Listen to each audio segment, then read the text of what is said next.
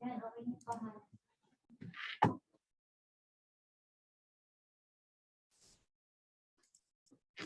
Ganun pala kayong dalawa. On. Full audience.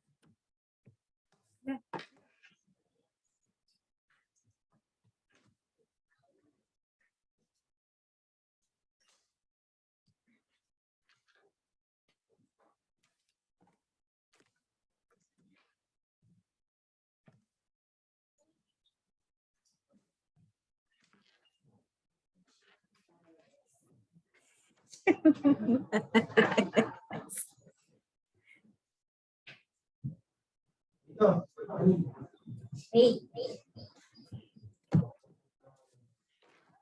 Background na.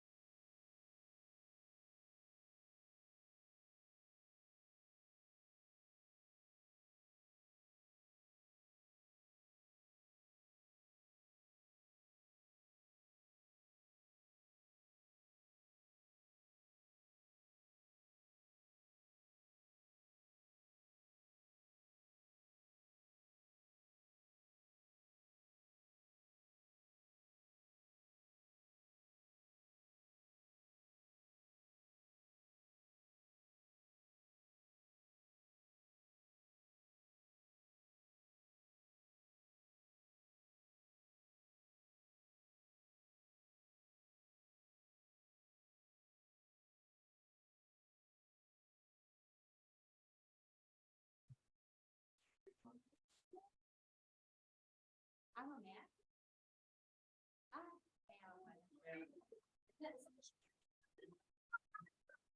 Start. Advance na natin. Kasi parang di nila alam na ano. Hindi nila alam.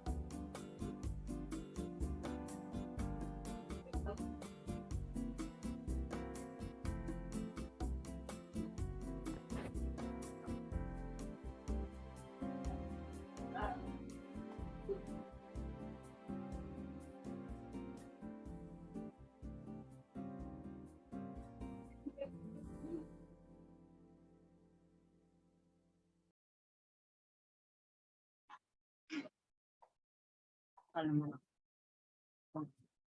mo ko sa ita, kanta mo pakinggan. Te ano binanay be? Sa country. Balaan mo na nay? Ha?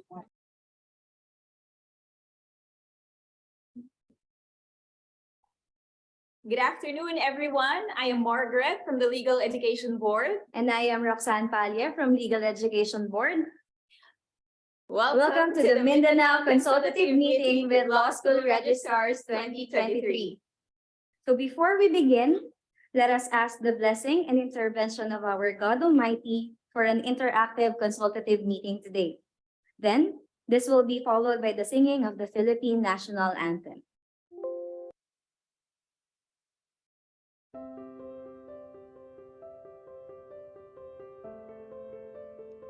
Our Heavenly Father, the fount of all goodness and grace, the cause of wisdom, the source of intelligence, we welcome you, O Lord, to this auspicious gathering of your beloved, who continuously give you thanks for every opportunity to learn something new and become fruitful to the works of your creation. We humbly come to you, not because we are worthy, but because we find ourselves in need of you, who is our strength and our hope, to continue despite the challenges we face in health, prosperity, and our solidarity with one another. We pray that today's gathering, made possible by the grace of advancements in technology and social media, become successful in its endeavors, so we can offer it back to you as our humble offering to honor you, glorify you, and love you through our deeper connection with everyone. May we find bliss in today's session and become more productive children and co-creators of the earth. This we ask and pray through Christ our Lord. Amen.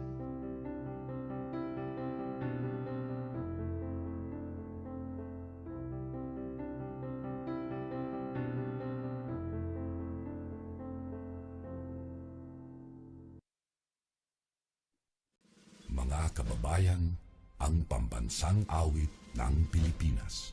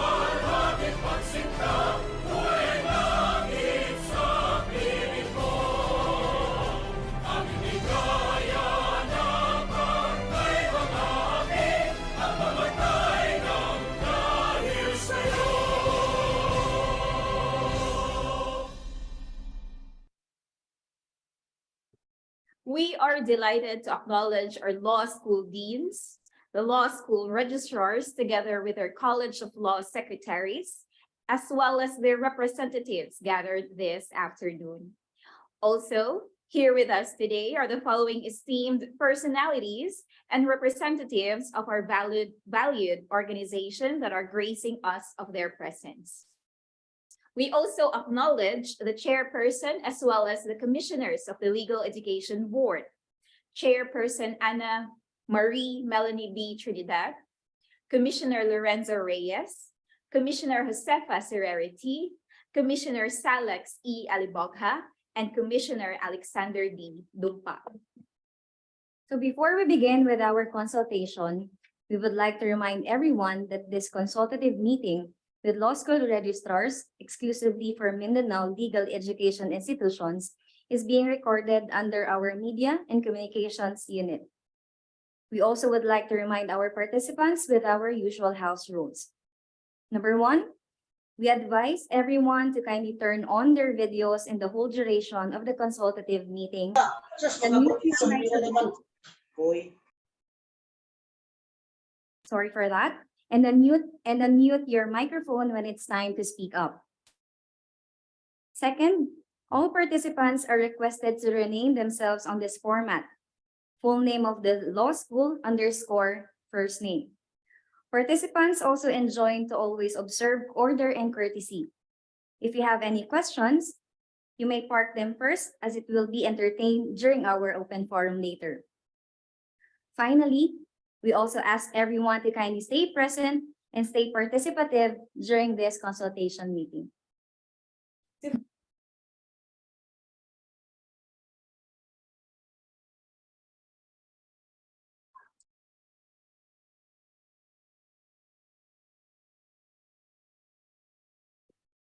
To formally open this afternoon's Mindanao Consultative Meeting with Law School Registrars 2023, let's click the heart emoticon feature of our Zoom as we personally hear the welcome remarks of one of our Commissioner of the Legal Education Board, Honorable Salex Espinosa Alibogha.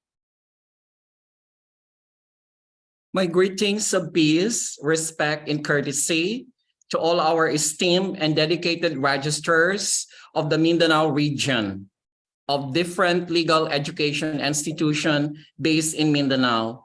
Good afternoon and welcome to our second leg of the consultative meeting with the Legal Education Board. The Legal Education Board recognizes the crucial and indispensable role of school registrars in maintaining proper documentation, recording, and reporting of legal education institutions. The initiative this afternoon resonates the recognition of the crucial role of the school registrars in maintaining the functions of record keeping, data management, data privacy from admission, even after the students have graduated and took the bar exams. The role of the school registrar is no longer that of a mere record keeper. It has evolved from keeping and safeguarding of the student records to data analysis and management of school records, which are essential ingredients in school planning and decision-making for different legal education institutions in the country. Registrars are considered multi-purpose engine in complying with reportorial requirements of the legal standards and compliance with admission of the law graduates, or even until tracer and retracer study of law graduates in different legal education institution. We appreciate registrars' cool function with grace and courtesy, as well as integrity, honesty, and transparency, especially when there is a perceived manipulation of admission documents. The registrar assists in the formulation, evaluation, revision, and/or enforcement of policies for the objectives of the institution, school calendar, class schedules, curricular programs, new standards, or policies of the Legal Education Board. You enforce government and school regulations regarding admission, enrollment, crediting of subjects, promotions, transfer, and graduation. The demand for quality service calls for accuracy and timeliness in the release of information and records from school registers. May all of you who have been called to this noble profession of being registrars of legal education institution continue to strengthen legal education reforms and ensure that these reforms serve our law students better. I appreciate your efforts in finding time to attend this consultative meeting with the Legal Education Board. May this discourse this afternoon be productive and fulfilling as you clarify matters pertinent to the documentary requirements of Legal Education Board for all legal education institutions in the country. Lastly, I would like to leave you with the pearls of wisdom by one of the founding fathers of the United States of America, the famous Benjamin Franklin, who said, "Without continual growth and progress, such words as improvement, achievement, and success have no meaning." Thank you very much, my dear Registrar from the Mindanao region. May God richly bless you all. Thank you, Commissioner Salex, for that inspiring reminder of the noble profession, as well as the roles of the law school registrars and College of Law secretaries. And Benjamin Franklin's quote indeed briefly summarized everything.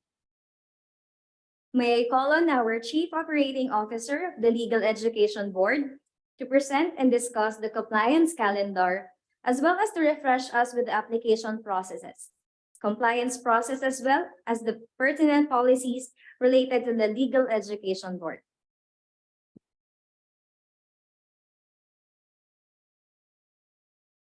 Good morning, everyone. I'm Aaron from the Legal Education Board, and it's my role today to discuss about our compliance calendar, discuss a little about the compliance process for our different transactions, and hopefully guide you to enable your school to comply correctly with all of the different LEB transactions and repertoire requirements. Now, it's important to take note that the Legal Education Board has generally two aspects to its compliance system. On the one hand, you have the repertoire requirements that the LEB requires of schools. This pertain to information and data that schools report to us for the LEB to be able to understand better the legal education system and produce or develop policies that are appropriate for the needs of the sector. So that's pertaining to legal education data through the repertorial requirements.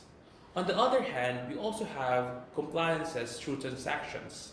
These are different applications that schools and individuals give to the LEB. And in this process, what the LEB does is we try to check if the schools are actually compliant with the standards set in the different LEB policies. So you have transactions on one hand and reports on the other, and both comprise the compliance system that the LEB has. For this afternoon, I'll try to guide you to understand our compliance system better.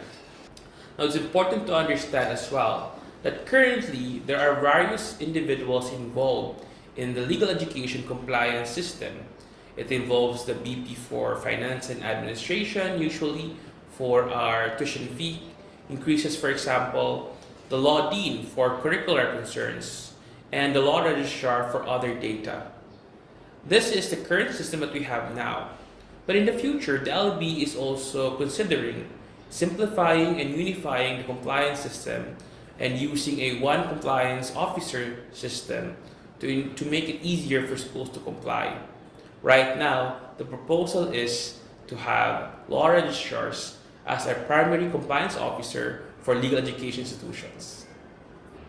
As we prepare for the new system that would use a unified compliance officer, for now, we will use the multiple officers as compliance officers depending on the nature of the concern to be complied with by the school. As you may know, the LEB has issued LEB Memorandum Circular number 138.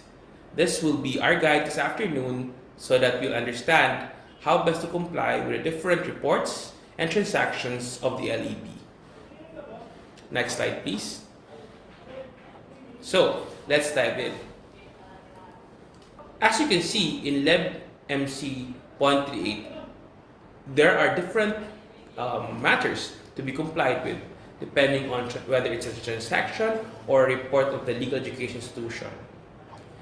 On your screen, you would see a matrix of these different matters for the LEB, for the LEI to comply with. First would be the tuition and other school fee increases. On the first two columns, you will see the matter and different documents required for this particular transaction. And in the middle part, the middle columns, you will see the dates when these documents are due. It's important to note that the deadline of compliance will depend on the start date of your academic year.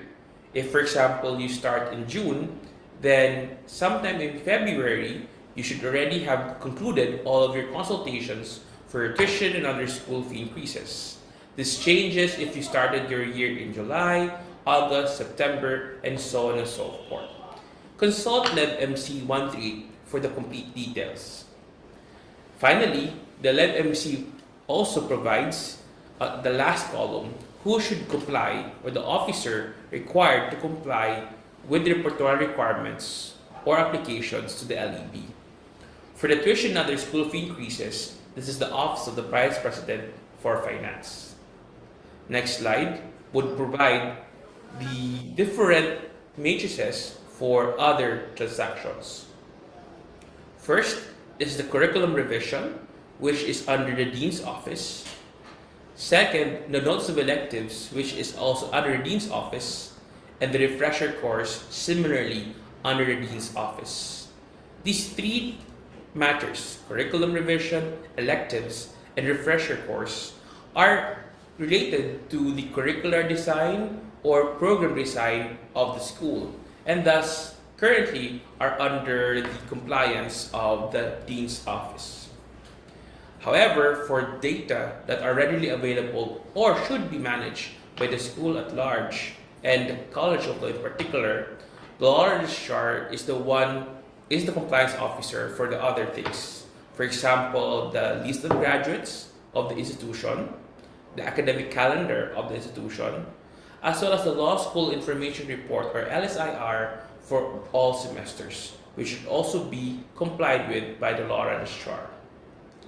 A special transaction is the government authority to operate law program application, which is also similar to the branch application and opening of extension application. This special application is reserved for the Office of the President. But this afternoon, I don't think it will apply to you. So please consult LEB-MC 138 for the complete list and matrix of different transactions and when they are expected to be complied with. And finally, who is the current compliance officer for them. First, let's discuss the tuition and other school fee increases application. This is one of the most important applications that a school can comply with in the LEB. And LEBMO number 8 provides the guidelines for the tuition and other school fee increases. For this discussion, I'll use the short form of the whole application, which is TOSFI or TOSFI, or tuition and other school fee increases. Now for TOSFI, it's important to understand that all schools have the discretion to increase and determine how much the increase should be to be able to afford or support their operations. So the amount of other school fees or tuition fees and how it will be increased, how much it will be increased rather, will really depend on the discretion of the school. That being said, the entire process involved in LEBMO number 8 or TOSFI application really is just for the LEB to determine if the increase is reasonable and if the increase underwent due process of consultation. So if you visit LEBMO number 8, in particular, you will see that these principles are enshrined there. Next slide, please. In terms of reasonability, LEBMO number 8 also provides a set of guidelines for the school to consider in determining and computing how much the increase can be made in a reasonable sense. Next slide, please. And finally, LEBMO number 8 also provides the list of requirements for schools to prepare for so that they'll be able to increase their tuition, their TOS fee. Now, it's very important to also note that on the side of LEB, these requirements really will allow us to see evidence of due process conducted. So if the evidence as you submitted is incomplete, then the LEB will not be able to paint a complete picture and determine whether or not the school really did involve a very due process, a very transparent and reasonable consultation process. So the school only has to comply with these requirements to be able to do to be able to implement their TOS fee. It's also important to note, next slide please, that not all documentary requirements are required of all schools. It will depend on what year level is affected. For example, if your application only covers incoming first year, then that's a very short list of requirements. But if it affects all year levels, then that will require all of the possible requirements. It's also different between private schools and state universities and colleges. So we encourage our schools to check and verify LEMO number 8 for the applicable requirements to them. Under LEB-MC 138, it will be the Office of the Vice President for Finance and Administration or similar positions in your school who will have to comply with these requirements within the due date stated to be able to apply TOS fee in your institution. Now let's go to curriculum revision. Under LEB-MC 138, this will fall under the compliance obligations of the Office of the Dean of the Law School. LEB-MC number 138 also provides for when the due date of curriculum revision and notes of electives is required of our deans or our law office of the deans. I understand that schools may have different schedules on when they are able to fully revise their curriculum, but it's important to note that there should be ample time for the LEB to review your applications for curriculum revision or notes of electives, and this would entail that the schools comply within a limited set of time. So for example, if you will be starting your school year in June, then your application should reach us at the latest on April 30th of the year. And it will change definitely if your school year starts in July, August, or September. But again, the crux of it is that there should be ample time for the LEB to review your curriculum revision or your notes of electives. It's also very important to emphasize that under LEB Memorandum Number 24 or the Revised Model Law Curriculum, the schools have been given quite a big range of freedoms to be able to design the curriculum the way that they deem it best for their design in school. And we encourage all schools to revisit LEBMO number 24 and the RMLC. It provides a wealth of discussion in terms of how the LEB wishes to see a revised way of teaching the law. You can play with the electives, you can develop your own academic tracks, as long as the mandatory aspects of the curriculum, which are the minimum standards of the curriculum, are met. CLEP can also be redesigned in the way that you deem best for your school. Next slide, please. This really relates to different enhancements as the school can make in order to design a model law curriculum that is best suited to their needs. Now, regardless of the design that schools would wish to pursue, the schools are to be reminded that this freedom should be exercised reasonably. Next slide, please. Additionally, if you are finding some trouble in terms of crediting of subjects between old students or students of the old curriculum and the new curriculum, the RMLC also provides, during this transition period, quite a large latitude for schools to manage the transition. But we have expressed some guidelines so that may guide your school in the crediting of subjects.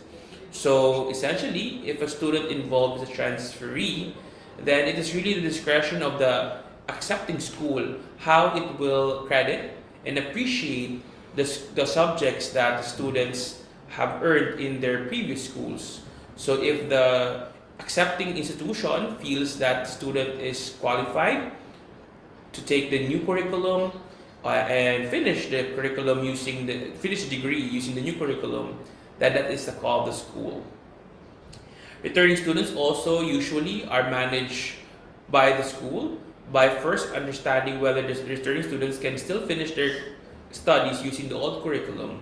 But if this is impossible to do, then the school also has the prerogative to require the student, the returning student, to take the new courses. Again, this is really part of that wide array of tools available to the school under the mantle of academic freedom in determining how best to accept and who to accept and how best to teach that student to be able to graduate a degree from their school. And this process will just simply require a Form P, which is available on our website for schools to use for them to apply for model law, for the curriculum revision. The motivation really behind Form P is to ensure that the LEB is aware of all of the aspects of your curriculum. It's also important to note that the curriculum is not just a schedule or the outline, but it also involves the description of the different courses that you will be giving. It also involves the schedule of courses that you will be giving. And finally, it also involves other pedagogical elements that are integral to the approach that the school will have in terms of its curriculum. Now let's go to refresher courses. Refresher courses is available or outlined under LEBMO number 3. So please, if you have the time, consult LEBMO number 3 for the full details. Next slide, please. Under the LEBMC 138 or the compliance calendar, this is also under the Dean's Office and should be complied with roughly the same time as the curriculum revision applications of your school. This will also give ample time for the LEB to review your application before the start of the next academic year. Under LEBMO number 3, there are very few requirements for a school to be able to offer a refresher course. Please check section number 5 of LEBMO number 3. Now, it's important that the school will be able to outline these requirements in the form that is used for this application. Otherwise, if your application form is not complete or has missing data, then we will not be able to fully process your application. Next slide, please. The application form is on our website, and it is Form D. It essentially outlines the requirements requirements of LEBMO number 3 from the school. If you are approved, then you'll be able to will be issued a certificate of government authority to operate the refresher course. Now let's move on to what we referred to in the past as the Legal Education Board Certification or LEBC. This is no longer continued, and you would be able to see the updated guidelines in particular or pertaining to LEBC under LEBMC number 114. Now it's referred to, next slide please, as the list of graduates. So the list of graduates is also required from schools, and this is now under the law school registrar. So the law school registrar should be able to comply with the list of graduates depending again on the start of the academic year. If it's June, if you started the school year in June last year, then April 30th this year should be the deadline for all of your list of graduates. Next slide please. Further context to this is that in the past it was called the LEBC because schools required a LEB certification that certifies their graduates as have graduated for these students to take the bar examinations. However, this was discontinued as a result of the pronouncements of the Supreme Court pertaining to LEBC. And therefore, now, schools are no longer required to submit a LEBC application, but they still are required to submit a list of graduates for the public record.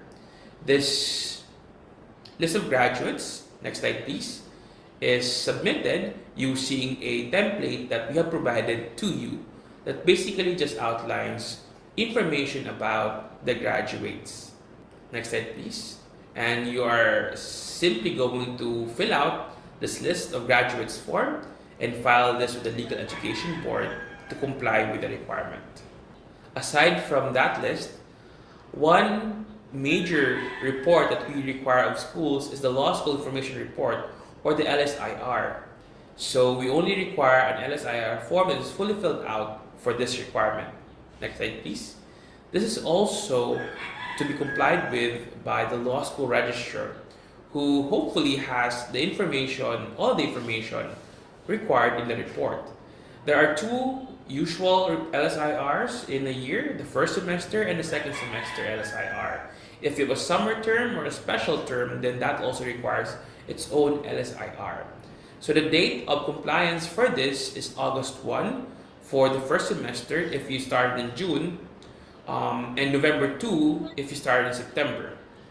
For the second semester LSIR, the deadline is early next year.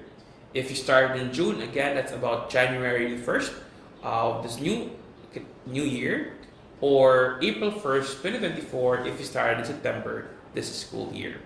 For both LSIRs, it's still the law school registrar who will file the report. Next slide, please. And finally, the academic school calendar. The academic school calendar guidelines is outlined in LEBMO number 10. And in LEBMO number 10, it provides for the basic parameters on how an academic school calendar or an academic school calendar period should be designed.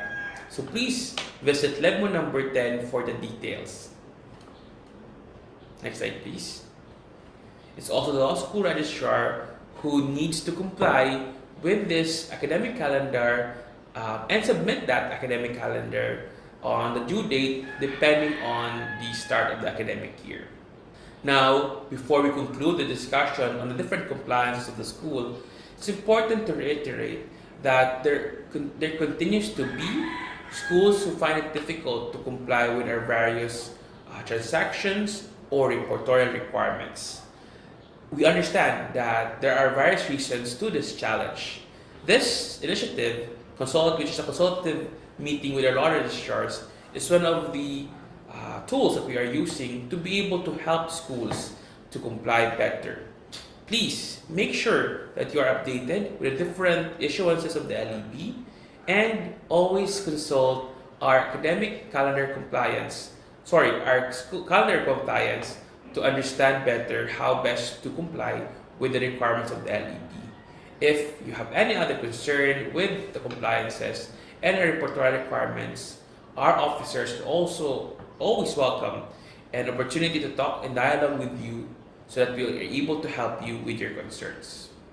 And now this afternoon, it will also be an opportunity for me to discuss a LEB policy that some schools may have questions on, and this opportunity will be that platform for me to discuss it further. So the LEB policy that I would like to share to you today more on about, next slide please, is the regulation of the conferment of honorary law degrees in legal education. So the LEB issued LEBMO number 25, which outlines the discussion on the fact that the conferment of honorary Doctor of Laws degrees is already deregulated. Next slide, please. Essentially, what this means is that all duly accredited LEIs may already grant honorary Doctor of Laws degrees to persons of integrity and other parameters, but should be done reasonably. So under level 25, all others, we encourage that the grantees of honorary degrees should be eminent individuals with integrity, who have distinguished themselves in the field of law, justice, administration, governance, leadership, or public service through outstanding work and or exemplary service to society. And so, as long as the school judiciously exercises this power, we encourage all schools to consider their own decision making in conferring the honorary Doctor of Laws degrees. This means that you no longer have to apply with the LEB for you to confer an honorary Doctor of Laws degrees. You may still inform us of your activities, but these are not prerequisites for your grant. So that's it. If you have questions, we have an open forum later today for these concerns. Thank you very much.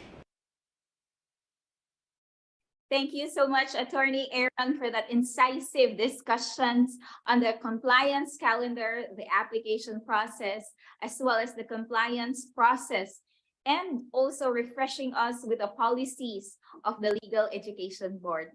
I am pretty sure our participants have their questions all set. You may chat ahead your questions or comments in the Zoom chat box. So not to forget it, as we will still have our 15-minute coffee break. Time check, it is now 2:05. Please be back at 2:20 p.m. Thank you.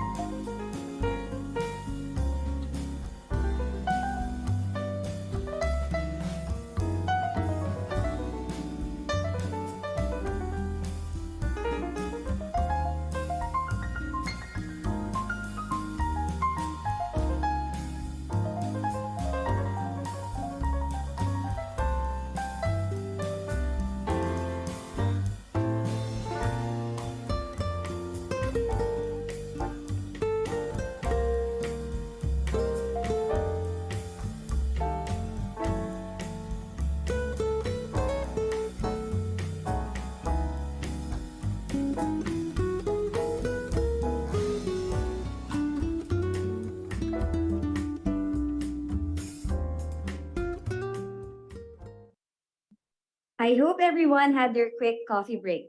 Thank you again for gracing us your time for this afternoon's consultative meeting with law school registrars. Just a quick recap earlier, the Chief Operating Officer of the Legal Education Board, Attorney Aaron Mark Misa Di Maano, presented and discussed the compliance calendar, application and compliance processes, as well as refresh us with the policy of the Legal Education Board. It is an elementary rule to really know that the legal education institutions may set to commence their school calendars not earlier than the last week of May, but not later than the last day of August. Also, the compliance officer would include now the law school registrar specifically for submission of the academic calendar as well as the law school information report prior the start of their academic year. Finally, the grant on honorary degrees lies now to all duly accredited legal education institutions in accordance to the academic freedom. Legal education institutions may now judiciously exercise recognition of eminent individuals of integrity who have distinguished themselves in the field of law, justice, administration, governance, leadership, or public service through outstanding work and or exemplary service to society. At this juncture, we are now entertaining comments, suggestions, and/or questions and clarifications for our open forum. The Chief Operating Officer of the Legal Education Board, Attorney Aaron, will answer most of the queries from our participants, together with the Supervising Education Program Specialist, Mr. John Robin M. Ambas, as well as the senior staff of the Quality Assurance and Accreditation Unit of the Legal Education Board, Ms. Annie May M. Baldago. Again, you may use the raise hand feature in Zoom, or you may use the Zoom chat box for your questions, clarifications, and or comment or queries. Our first question is from Dean Mark Jasper G. Shallow of Jose Rizal Memorial State University. Earlier, he directed a question that says, Form P of RMLC application has a portion requiring the listing of electives to be offered under RMLC. Would this be compliance already of the notice of electives requirement? I didn't quite catch up on the yes. So it was also answered by Attorney A on the chat box saying yes, that already covers it. However, in the future, if the school will not change anything in the curriculum and only introduce new electives, then only the notice of electives is required. So I hope you are already clarified on that question, or do you have any follow-up question, Dean Mark? All right, thank you again, Dean. So let's go to the next question. Okay, so for our second question, is the law registrar different from the university registrar or considered the same? I repeat, is the law registrar different from the university registrar or considered the same? May I call Sir John Ambas to answer the question? Thank you for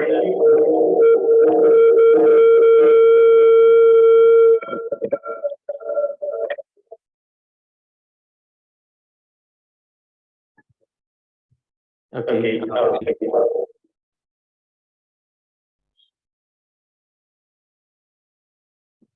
We apologize for the technical difficulties and challenges at this time. Sir John, are you okay Hello. now? Is my audio clear? Yes, Sir John. Okay, thank You you. may proceed. Thank you. To answer the question, well, ideally, you may have a separate registrar for the legal education institution so that the LAI registrar can primarily focus on attending to the law school registry while the university registrar takes on other programs in that university. But essentially, they are the same. It really depends on the institution or on the university if their organization, if a big one, demands for the appointment of a separate LEI registrar. Thank you. Okay, we have another question. What will happen to us if we cannot meet the set of days of notice for school application or compliance set on your compliance calendar timeline. I repeat the question. What will happen to us if we cannot meet the set days of notice for application or for school application or compliance set on your compliance calendar timeline? Sir John? Okay, thank you for that question. We have to go back to Attorney Aaron's discussion a while ago. And you see the very objective of this consultative meeting is to encourage the legal education institutions to apply on time or before the indicated deadline as prescribed in LEB Memorandum Circular number 138. So if an application is delayed, it may result into denial.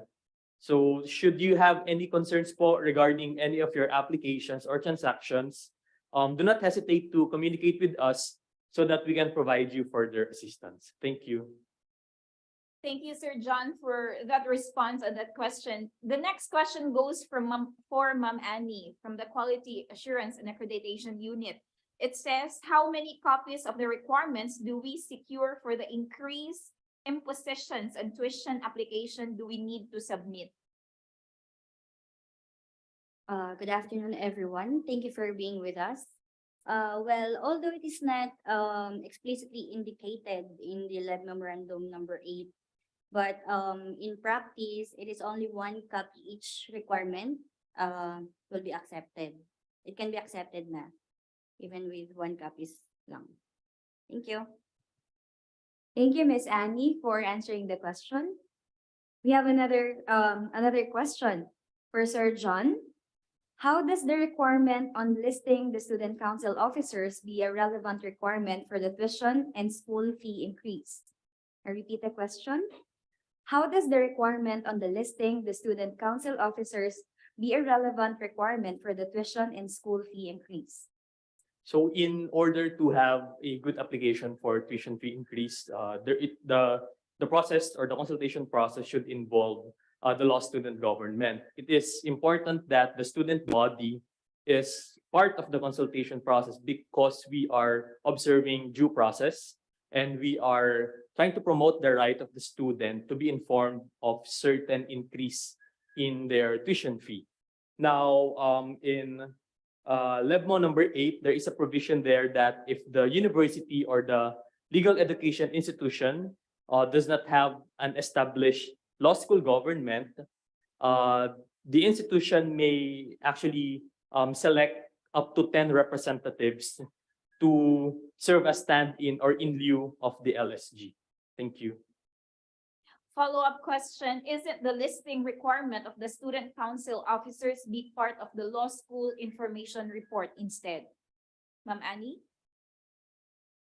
The law school information report is primarily for the law schools. The LEB does not also require law schools to provide specific information of their students. So it's basically just for the law schools only. Thank you. We have here a clarification, Ms. Annie.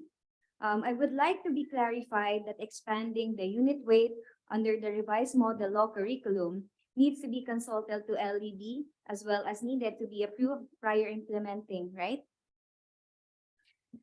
Well, as what has been discussed by Attorney Aaron earlier, the good thing about the LEB Memorandum Order number 24 is that it respects the rights of the law schools for academic freedom. So it is really within the discretion of the law school management if the school wants to expand the the minimum total number of units indicated in the LEBMO.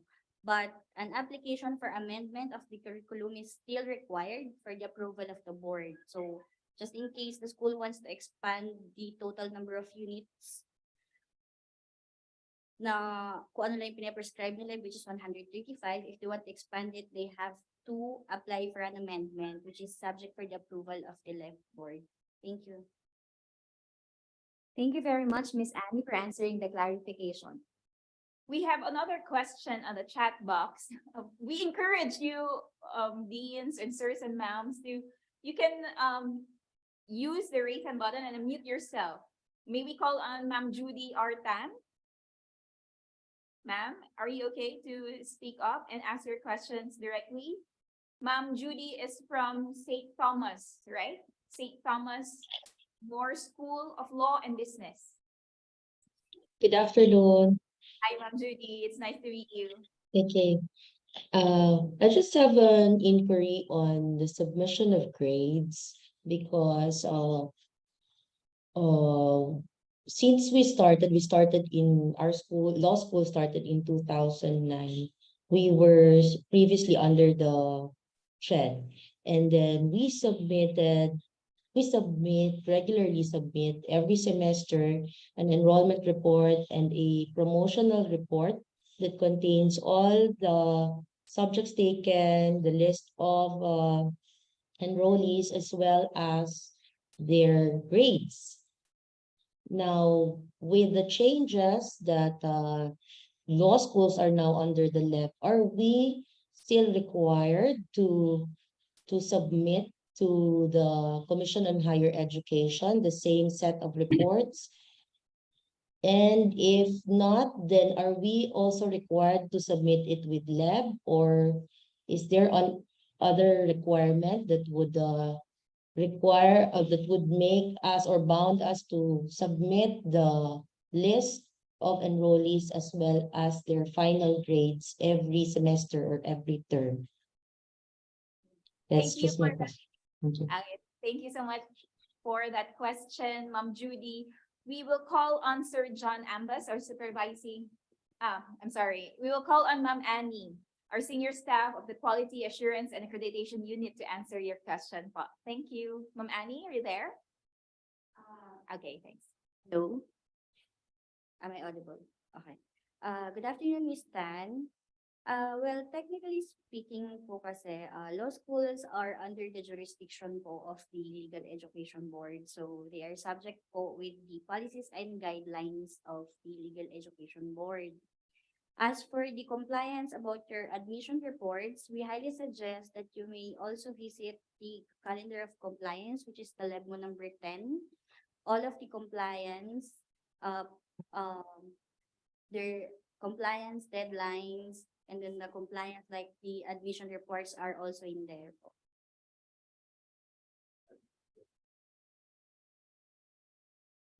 Just to add to that, you can also refer to LEBMO number 6, the reportorial requirements. I believe it is stated there that you also have to submit the student's profile.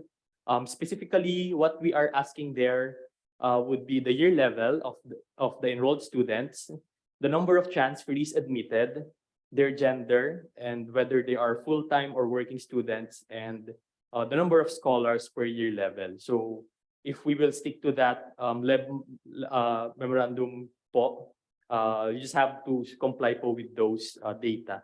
Thank you. Thank you, Sir John. Do you have any follow-up questions, Ma'am Judy? Are you clarified, or would you like to say Thank something? you. We'll just refer to LEBMO, the two LEB memorandum orders, number 6 and number 10. Thank you very much.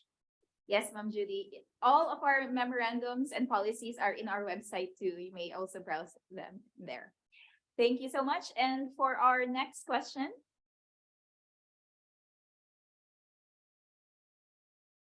In offering refresher courses, what is our remedy if we do not meet the passing rate for its first-time bar examinees? Sir John, may we ask you to respond on this question? Okay, thank you for that. We now go to LEB Memorandum Order number 3.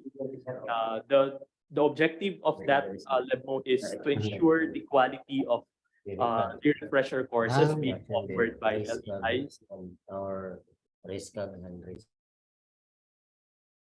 Okay, continuing. So the objective of LEBMO number 3 is to ensure the quality po of our refresher courses, which is why law schools or LEIs are required, as mentioned there, LEIs are required to attain at least 10% passing rate for the past 3 consecutive bar examinations to be able to have the authority or for you to be granted to offer refresher courses. So I think that would be the very important requisite po if the LEI would want to offer refresher courses. Thank you. Thank you very much. Thank you very much, Sir John. We have another question here. What is the process for CAV? Is it going to be hand carried by the student who requested for it? How much is the fee for CAV processing? If there's payment, how can it be mailed back to us? What year in law school can students ask for CAV? Miss Annie? There are actually two types of CAV that we're issuing. Three types pala. The first one is the sorry. So the first one is the CAV that we're issuing for undergrad. The second one is the graduate students, and then the third one are the graduate students who are enrolling for the New York Bar examinations. As for the CAV, the current fee for certifications, authentications, and verifications has been waived due to COVID-19 pandemic, but pursuant to LEB Memorandum number 12, which you may also visit. CAV application fees usually cost about 300 pesos. But so upon request, the processing usually takes about 3 to 5 days. Then upon approval, the requestor or the law school will receive a notification from us, informing them that their application is already for release, and for its release, the requester may also opt to pick up the document at the LEB office, or they may also provide a prepaid pouch so that we will be able to send them the file through their respective careers. Thank you. Another question here regarding CAV application. Regarding CAV return, we currently have a CAV document for pickup. Unfortunately, we have not included a return pocket. Can we send another mail with pocket money on it? Thank you. Sir John or Miss Annie?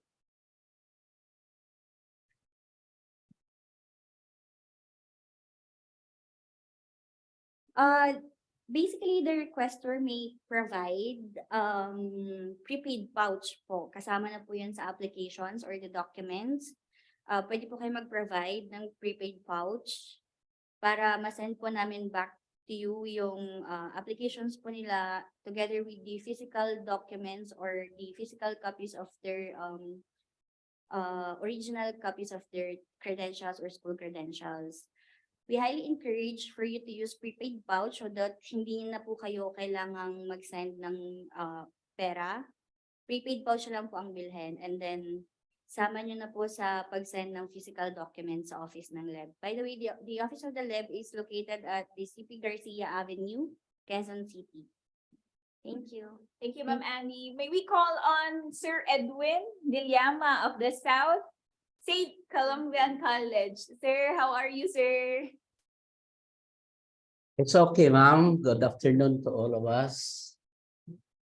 Yes, sir. Good afternoon to you too. What's your question or clarification? For clarification lang po, there are some subjects offered and taken and passed by the students from the old curriculum that they are following that need for us to clarify also as to its accreditation when they are advised to migrate to the new curriculum. Like for example, for the basic legal research in the old curriculum and the legal research and writing in the new curriculum with 2 units, both are they having the same content, and also alternative dispute resolution with 2 units in the old curriculum. Does it have the same content with appropriate dispute resolution with 2 units in the new curriculum? Thank you for that question, Sir Edwin. I would like to call on our Supervising Education Program Specialist, Sir John, as well as Ma'am Annie for that question of yours. Ma'am Annie, are you there? Hello, thank you so much po for your question, Sir Edwin. I think the LEB has already issued a LEB Memorandum Circular 133 clarifying on the crediting of courses and units under LEB number 24. And for the information of everyone, the crediting of units taken by the students, whether or not they are transferees or old students, is within the discretion po of the law school. The LEB has nothing to say po with regards po sa appreciation ng law school sa mga units taken po ng students, even if they're transferee or whether or not they are transferee or old students po. So it is really within the discretion po of the law school kung paano po nila i-appreciate yung mga units taken ng mga students. Thank you. Additional question lang po. After the students finish their Juris Doctor course, what should we do next with the records? Do we apply them for special order like we do in CHED? If we're talking about, okay. Yes po. Sige po, you may go on po with your question. Do you have any additional question po? When we apply the records, if of the graduating students, what are the possible requirements also? I guess we're talking about the LEB certifications po na dati po namin in-issue. As what has been discussed po by Attorney Aaron earlier, the LEB certification is already not effective na po. I mean, hindi na po namin in-encourage na mag-apply po sa law school for LEB certifications.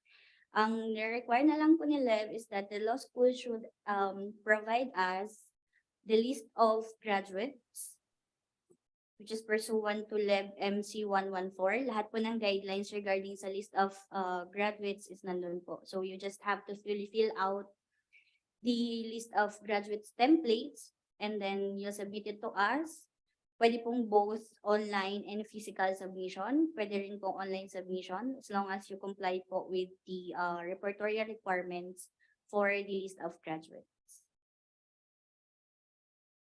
Sir Edwin, Okay. do you still have follow-up questions? Okay na siguro po. Are you sure? Don't be shy, sir. This is your time to really ask. Okay. Okay.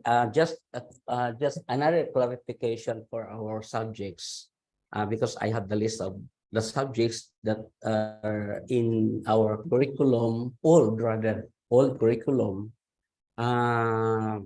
Medyo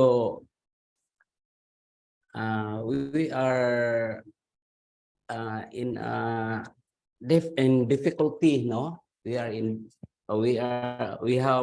having a difficulty in accrediting the subjects to the new curriculum because like for example, yung sa old curriculum na property only nakalagay doon and is 4 units in the ang tanong ko po is that can this be credited to property and land law with 4 units also as provided in the new curriculum? Just to reiterate lang po what has been discussed earlier, the appreciation po of the subjects or units taken by the students, whether or not they are transferee or old students po, is really within the discretion po of the law school or the law school registrar. Yun po ang kagandahan sa ating LEB number 24, that it really respects po the rights of the law schools to express their academic freedom. So in line po with the academic freedom, yun po yung pinaka-powerful law school na mag-appreciate po kung paano po i-appreciate yung units taken by the students regardless po kung transferee sila or old students. Thank you. Thank you po. So, other additional questions, Sir Edwin? I hope you're clarified with your questions with regard to, differentiating your old curriculum on the revised model law curriculum that we have. All right. Thank Because you so much. right now, we are doing the evaluation of the subjects, against the old curriculum, the new curriculum against the old one. Thank you so much. Yes, thank you so much again for sharing that, Sir Edwin, and we appreciate your time being here with us. Any other questions from our participants who'd like to share and open up their concerns with regard to the policies? We have one from Misamis University in Asamis. The question was, in the submission of repertorial requirements to LEB, I would like to ask some clarifications if the LEI is required to submit a hard copy to LEB's main office or a soft copy through LEB online will suffice. Again, the submission of the repertorial requirements in the Legal Education Board, I would like to ask some clarifications if the legal education institution is required to submit a hard copy or the soft copy through the LEB online will suffice. Sir John, may I ask you to respond on this question and this clarificatory question? Yeah, we do actually prefer to have a physical submission of the document so as to have a more, concrete evidence later on that we can use and we can actually store in the record section of our office. Thank you. Thank you, Sir John. And I think that's the last question. Oh, we still have one last question. Yeah? Yeah, I think this is the last question, a clarification. On the list of graduates, can it be sent online? Again, the last question is a clarification on the list of graduates. Can it be sent online, Sir John? For this particular requirement for the list of graduates, we do allow online submission or both are allowed, pwedeng physical submission or online submission of the list of graduates. Thank you. We have another question for online submissions. Wait a minute. For online submissions po to LEB online, we registered the email address of our dean's office. Is it possible to add the email of our registrar's office so they can directly send their request or documents? This question is from Father Saturnino Orius University. Sir John, may we answer this? I'm sorry, Ma'am Annie, are you there? Hello, this is actually the importance of the law school information report. That's why we highly encourage the law schools to give us an updated law school information reports for us to have an updated information about the law schools. And then the second one, if the law school wants to change their official email address, they just have to submit an affidavit of undertaking to the Legal Education Board. I guess we have already emailed blast this to all law schools, I guess sometime in 2022. But if the law school wants to have a copy or a sample template for the notice of undertaking, they can just email us at contact@leb.gov.ph. We will be happy to provide them the template. But nonetheless, the requirement for that change of email address is just that the submission of the affidavit of undertaking. Thank you. All right, so I guess Ma'am Annie have already emphasized the importance of having the law school information report be given or submitted to our main office here in CP Garcia so as we can have our database updated, whether email address or active mobile numbers. Just for your information, also we send out a reminder to everyone, especially when we have seminar like this, especially to the deans and the law school registrars concerned. So we highly encourage everyone to please submit your law school information report prior the academic year or in a timely manner. Okay, so do we have other questions or clarifications? I hear none. Okay. Ma'am Rox? Okay, so this ends our open forum. So we have question here from the chat box if they can have a soft copy of the topics presented a while ago. So here, you may request a copy of the presentation via email through the following contact on your screen. So you may send us your request at contact@leb.gov.ph or and also the address of our agency is located below. So thank you again, Attorney Aaron, Sir John, and Miss Annie for entertaining the queries of our participants. And to our participants, thank you for your questions. Every event like this or activities always end up with a group pic. So may we ask and request everyone to kindly open your videos at this time so we can capture your beautiful smiles this afternoon for our documentation. Thank you. We have 2 frames.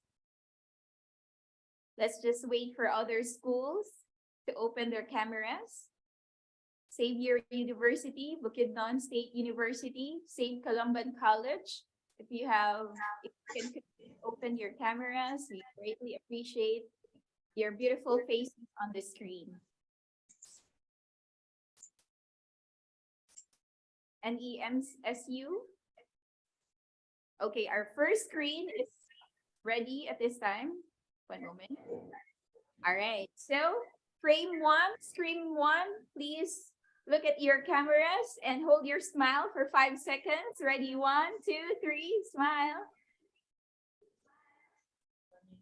All right, let's go now to screen 2. For those who opened your cameras, you may turn on, and let's go now to screen 2. FSUU, if you could open your camera. ABC. All right, there.